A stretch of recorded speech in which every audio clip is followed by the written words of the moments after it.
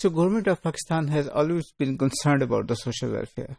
And if we look at the objective resolution passed in 1949, it contains the words that government should be concerned will be promote social justice and help poor in need. So starting from 1950s, there had been some concern about social welfare. And there were some trainings, there were some activity, and there were advisors from outside, for example, UN advisors and some American advisors also, which tried to help Pakistan come up with its first social welfare policy.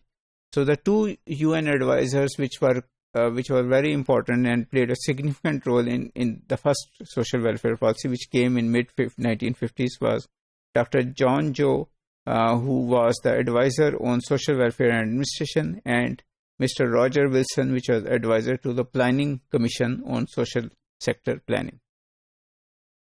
So these two advisors, they were working in the social sector in Pakistan, and they realized, and of course the decision makers in Pakistan realized, that trainings and working and providing money without a overarching policy will not help.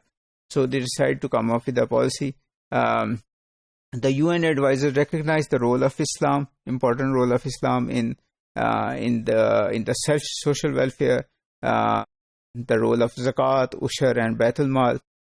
Dr. Joe definition of social welfare was to help people to adjust to the social problems in life.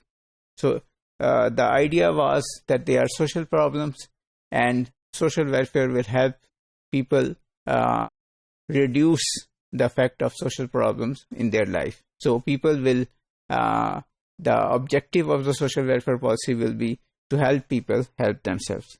Mr. Wilson focused on, among other areas, on the spiritual needs, and he argued that West needs social welfare because of the fact that it has done away with its spiritual content, and it has focused more and more material things. So Pakistan should not focus or follow West in that sense, that Pakistan should use its spiritual capabilities or capacity to improve its social welfare. And there were 5 elements of the first social welfare policy. These were community development, NGOs development, provincial and local government development, and its participation in the social welfare area, providing housing and labor protection. So all these 5 programs were linked to reach the vulnerable. So vulnerable in the sense that government or federal government doesn't have the money or capability to provide social welfare to all these problems. So NGOs would be supported. Similarly, it's difficult to provide social welfare or guide social welfare while sitting in Karachi, which was capital at that time. So provincial governments and local governments should be energized and mobilized to work on social welfare. Another issue at that time was the refugees. So housing was related to that. Then Pakistan was gradually industrializing.